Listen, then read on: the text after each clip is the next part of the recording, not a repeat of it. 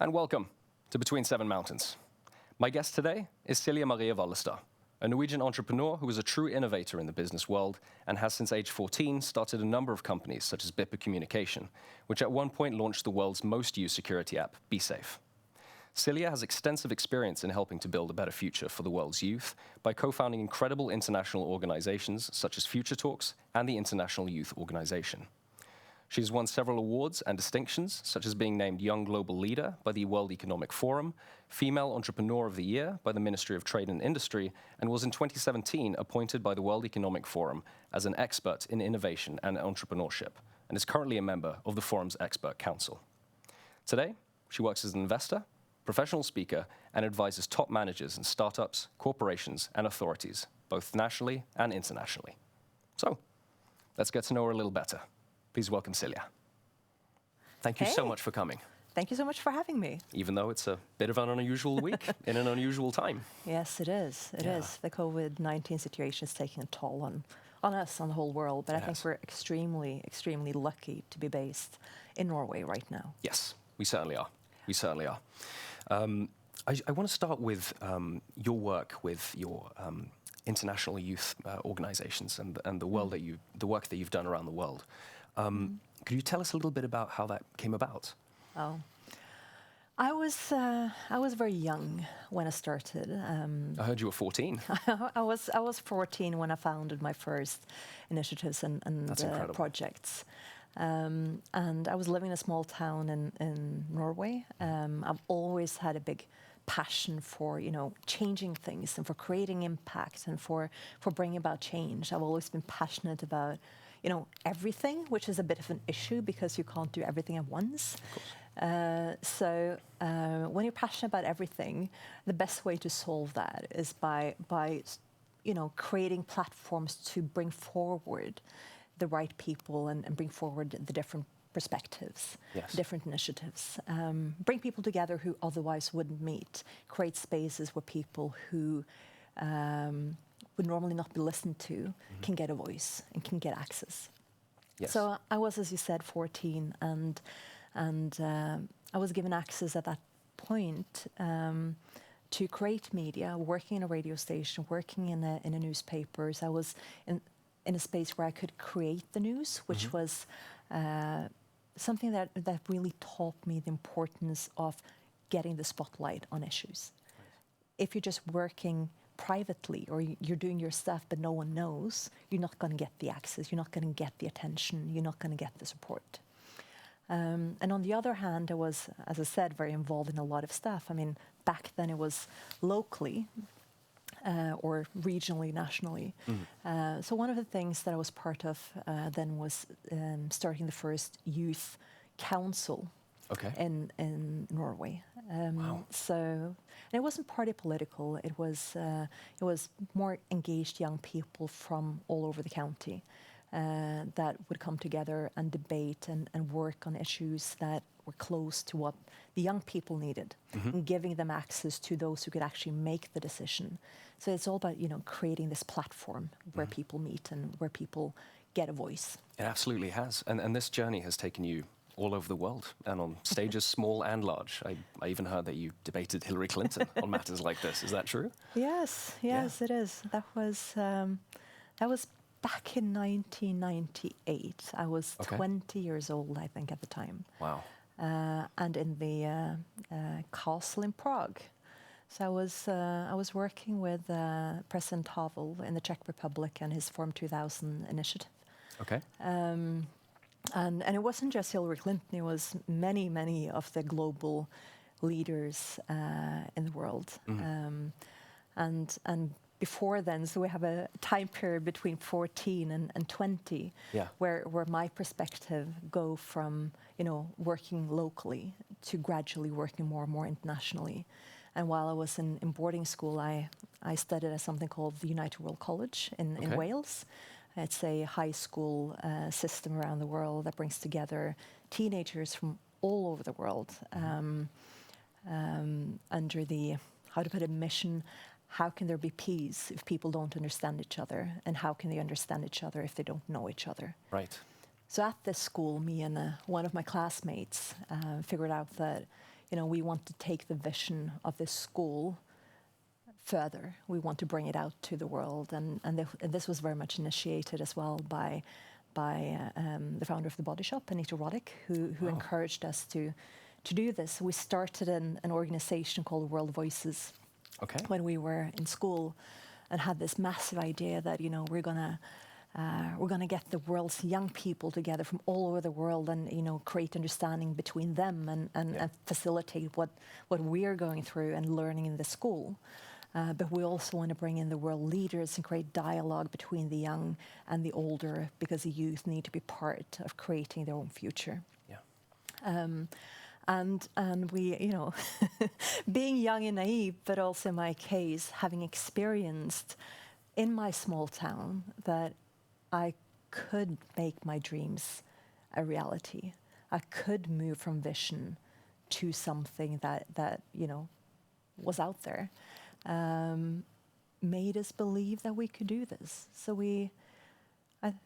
how to put it? I think that out of naivety, you can move mountains. If you truly believe that you can do it, if you truly believe that you can create this, we proved that it was possible. We booked Queen Elizabeth Hall in London for 2 days, being teenagers. We brought together young people from all over the world, writing a book together. We had the support and the engagement from most of the Peace Prize laureates, big business leaders, royalty from around the world. So it was an amazing project. It was an crucial, I think, experience for me in my life to see that I could actually do these large scale projects, and that if you just ask, it's never going to happen if you don't ask. Absolutely. That's true. No one believed that we would get, the Dalai Lama involved. No one believed that we would have Hillary Clinton with us, or be able to be in or create a network where we had these people supporting us. If I may, you mentioned the Dalai Lama. Yeah. I have to ask, what was that like? Oh my God, I've met him several times. Really? Yeah. Wow. The first time was when he was supporting World Voices, the youth organization. Okay. And we actually traveled to India, to his home up in the Himalayas. Wow. One of the first dates I took my husband on, to be honest. Really? Interesting first date. I think that the fact that I proved to be, different. Yes, for sure. Has kept us together.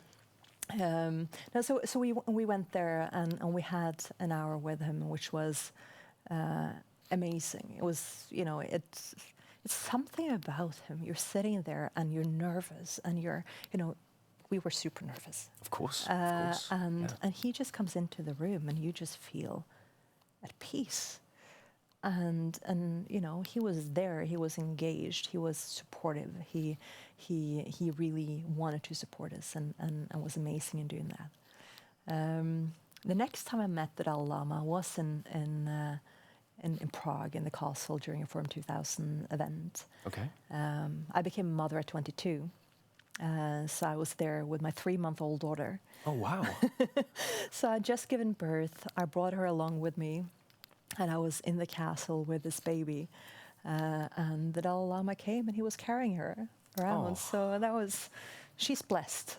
Yes, I think it's safe to say she is. Yeah. Yes. Absolutely. Must have been an incredible experience. Yeah, no, it was. And what was also a bit strange looking back, hopefully, and I think times have changed, but the men at this conference, we had the world leaders, from everywhere. It was Shimon Peres, it was Hillary Clinton, Bill Clinton, everyone that you know the name of were there, at least during one of these conferences. And all the men were super supportive of me having my baby with me. And during this event, they would, refer to her as they were speaking about the future and what needs to change. We have the future with us here. Right. Being my daughter. Yeah. But the women were super skeptical. Really? Yeah. What's the baby doing here? You should have stayed at home with your baby. Oh. So yeah, I don't know, but I think a lot of these women were also the wives of these men. Mm-hmm. There have been more women since then. leading politicians, female politicians, that have brought their babies with them to Parliament, that have breastfed in Parliament. And I think it's more normal now to see, women in leadership positions or see women with babies having a career. But it was definitely not something that people didn't react to either very positively or very negatively. Right. Yes. No. If we may move on to technology. Okay. Because you have quite a long history there. I seem to remember hearing that you were quite ahead of your time in 2006 when you came up with a concept for a smartwatch and a telephone, a mobile device geared towards children. Yeah. My question is, do you still think there's a place in today's world for a device like a child-safe phone? Yeah. With all the online dangers that happen. Yeah. I think it's more crucial now than ever before, maybe. But the times have changed. I mean, in 2006, we didn't have the iPhone. We had feature phones. They had buttons. Yeah. We didn't have touch screens. It was very, very different devices. Nokia was the leading phone brand in the world. Yes. Nokia was the phone you needed to be on. Yeah. You didn't have the app stores. It was a very, very different world. And back then, my daughter was 6, and that was really what initiated this. I knew nothing about technology. I knew nothing about business either. It was all about me as a mother, seeing that, kids are getting phones. It would be easy in some ways if she had a phone when she's walking to and from school and, being able to call her and all of these things. And I was searching for a device for kids. I couldn't find one, and then had a vision about, what it should be like, what features should it have, what type of blockages or parental control features should it have. Yeah. And then in 2006, and I would say several years into the future, thinking apps was not an option. It was all about devices. Yeah. But thinking a mobile watch was very, very new at that point. I mean, there were no mobile watches, and I would claim that it was really with the Apple Watch that we saw people starting to use mobile watches, and that's how many years ago? It's very recent.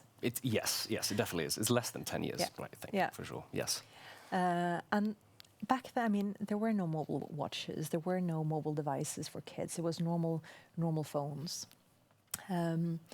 So the whole vision was to develop the phone for the youngest kids because they would lose a device, a watch for the youngest kids, and a cool device for the older kids. And the financial crisis came, and we couldn't do that, so we decided to focus on software instead, not apps, because apps were not there. They weren't around. Yeah. So we partnered with leading telco operators and developed a parental control software to put on the SIM card. And then the smartphones came with the apps and everything. And the fact is that you asked me, is there still a market? I've been following this market since I got involved in this market, right? With now you have mobile watches for kids with parental controls. Yes. You have mobile phones for kids. You have different features, and the need is even bigger now than before because new services being used for bad are coming all the time. Yes. But it's still actually not possible to really do it because the iPhone or the whole Apple system is very locked. Yeah. So if you want to provide a parental control service for a children's phone on the iPhone, you can't really do it because Apple doesn't allow you to control the device deep enough down. Right. You could do it on the Android phone. And I think this whole thing with that you can't create a system that works on the two major devices is not going to work. No, we definitely need that universal solution. And your perspective as a mother is incredibly interesting in the world of technology because you had an app, as you say, that had these parental controls and the safety options in it. You even had Jada Pinkett Smith, I think, if I remember correctly, as as a contributor to this. Could you tell us about how that collaboration happened and how she got to? I got a call. Okay. Yeah. No, it was actually how it happened, because we did two services at the same time. We had the parental control service for the kids that also had a safety application and an SOS button for the kids in case something happened. So the kids could trigger an alarm. And then we saw from the mothers of the kids using Bipper that they would borrow their kids' phone when they were going out at night for safety measures. So if they were going jogging or out with their girlfriends, they would bring the phone because of this SOS button. So when I got a prize of 1 million kroners as a Female Entrepreneur of the Year for the children's service, but we put that money into developing an app. So this was the first app we made because adults had smartphones. Right. So we made BeeSafe as a safety service for women. And it had a super fast growth. Super fast growth. And I think the largest in the world, right? Yeah. I mean, I think it's popular. still the largest safety app in the world. And it had a range of services and it worked. And we saw that, there is an opportunity here, there is a need. Commercialization or making money off the app proved to be a lot more difficult. But I moved to the States, to Silicon Valley, with the technology company. And I was also lucky I think that has been, part of my journey or success, is that I've been invited into a lot of, call it exclusive networks, or I've been given access in to a lot of different networks, and one of these places was Founders, a closed technology founder network. And while I was there, it was in Dublin, and I was living in Silicon Valley, but I was in Dublin on one of these events, and I got a call saying that we have this family. I didn't know what family it was during the previous call. I just knew it was a famous Hollywood family that wanted to be involved in BeeSafe. And then I got a call while I was in Dublin saying that, can you be in LA in 3 days for lunch with the Smiths and Michelle Obama? Wow. So that's the What a call. fastest I've ever changed a plane ticket. I can imagine. Yeah, and I've heard afterwards that before they make an investment, before they get involved with someone, they normally put the person through a test to see how they handle some nerve-wracking situation. Okay. So that was my test. That was your test. That was my test. Yeah. It's incredible that application, because I read up on it and I heard that Jada's daughter actually was the one that brought it to her attention.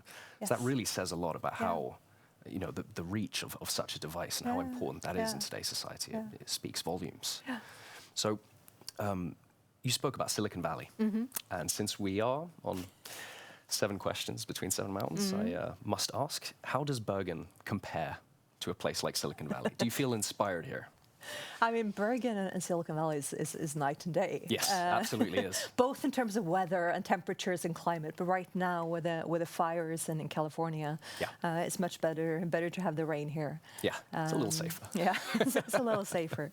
And if you've never been to Silicon Valley, I think most people imagine Silicon Valley to be like more industrial, but it's small villages.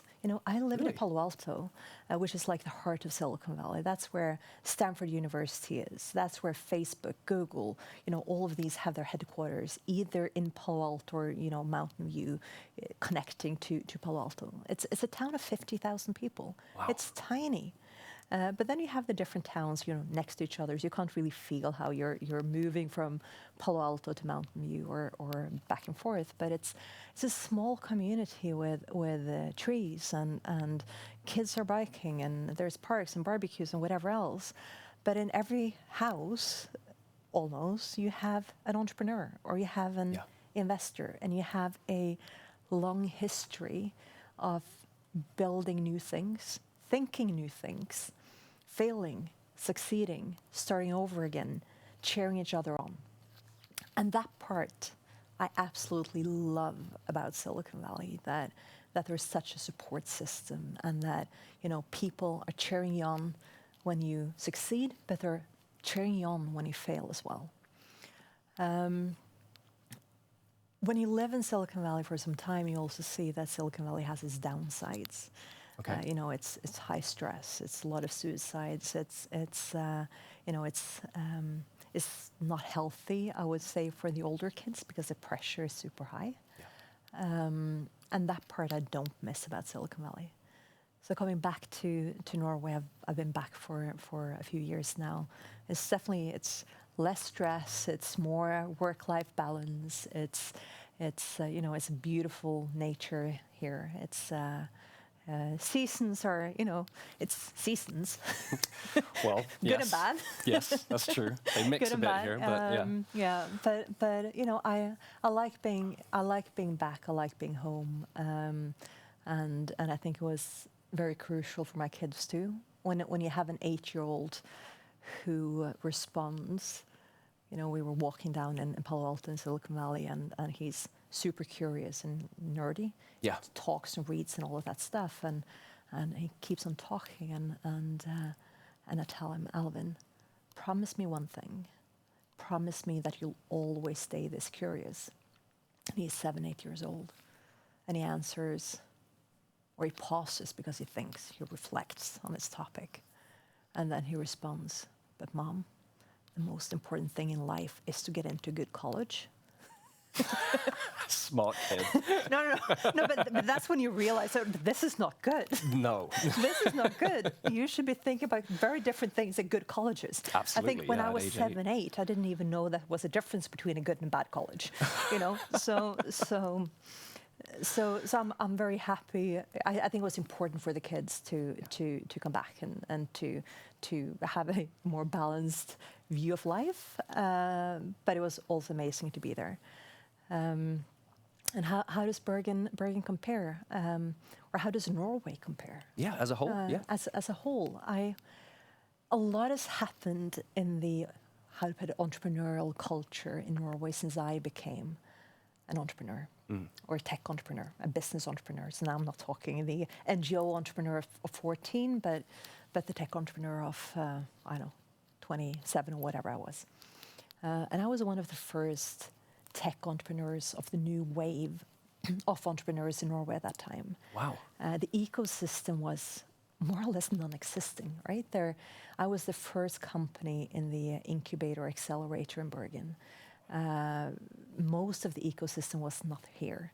People didn't know the word entrepreneur. People told me to get a normal job, or not a normal job, get a job. Yeah. Yeah. Right? So in that time span between, 2006 when I started my tech journey to 2015, when I came back, a lot has happened. And Norway has really scaled. The ecosystem has matured. That's both in Oslo and Bergen and other places. Sure. It's cool to be an entrepreneur. Yeah. It's cool to be an investor. Things are moving, but they're not moving fast enough. Norway, I think we have some challenges, and I think that has been one of the things that have been a personal challenge for me to accept coming back to Bergen, is how the ecosystem, instead of working together to build the biggest cake possible, if we want to build something big, let's bake this cake together. Yeah. Otherwise, each and every one of us can make small cakes, and we can compete with each other, but we're never going to grow and do something massive if we don't work together. And that has to do both with, the city, the local environment, and it has to do with, nationally, and how do we actually foster the system where we don't see other initiatives as competition, but as something that is amazing to scale the ecosystem. Absolutely. How can we support each other? How can we, as they say in Silicon Valley, pay it forward? Mm-hmm. And paying it forward doesn't necessarily mean paying it forward to the person who has supported you. You know, you give back to the people coming after you. You connect. Paying it forward comes with expectations that you do give back to the society, and it also to other entrepreneurs or other investors. And it also comes with an expectation that you treat, for example, introductions with respect, that you follow up. And I think there is still a far way, or we're better, but we're not far enough along in Norway when it comes to this. Yeah. And on the investment side, we're far behind. Yeah, absolutely. No, do you think this ecosystem of collaboration that Silicon Valley has, is that something that Norway can learn from, do you think? I hope so. I mean, let's not look to Silicon Valley. Let's look to Sweden, for example, right? I mean, everyone wants to look to Silicon Valley, and Silicon Valley has its ecosystem that is really working and has, you know, companies being built around this ecosystem. I don't think we can ever become Silicon Valley. Tons of places have tried to become Silicon Valley. We need to become something different. Exactly. But in terms of culture, we're culturally in Norway much closer to European countries. And Sweden has really managed to build, you know, this culture of both investment and entrepreneurship. If you just sit down and think, you know, Sweden, I'm sure you can list tons of Swedish brands that have made massive successes. Absolutely. In all sorts of industries. You know, you have furniture, IKEA, you have clothing, H&M, you have technology, Sony Ericsson, and so on and so on and so on, right? Spotify, Skype. You know, you have tons and tons of companies. And Norway has been an amazing entrepreneur when it comes to oil and fish and gas. And that has built our fortune as a country. Now we need to, you know, build the new thing. Many people say build a new or find the new oil. I'm not sure if that's the right way of putting it, but I think there is so much money in this country, and we need to think long term in terms of how do we build the next industries. That requires long-term perspectives. That requires willingness to invest heavily, and not just 1 million kroners or 10. We're talking like hundreds of millions into new opportunities and new businesses. I also think we have a massive opportunity, you know, having a long coastal line. Yes. In the marine sector. Absolutely. In the energy sector, the green energy sector, that's I think one of the things we need to own and be the Silicon Valley of marine, ocean, green technology. I think we have a massive opportunity there. Absolutely. I also think as a country, we have a massive opportunity in terms of everything that is impact. You know, we're seen as good countries. Yeah. People trust us. They trust they trust our values, our ethics, and everything. And bringing people here for impact investments, for impact opportunities, is an opportunity. I think there are initiatives in this field within Norway, but I think we have the ability to, as a nation, really escalate this. Absolutely, I agree. You know, you have been honoured as one of the greatest minds, business minds of the Nordics. And on the subject of Scandinavia's place in the world, where do you see Scandinavia's part in the future of technology? I think this very much relates to what I was just saying, that it's Norway, but it's also Sweden and Denmark. Yes. We have a high standing internationally of as moral, good, you know, solid countries, and to own the impact space, to own the everything good, you know, nothing necessarily, you know, consumer goods, you know, games and whatever else, but the impact companies, impact-driven companies. Yes.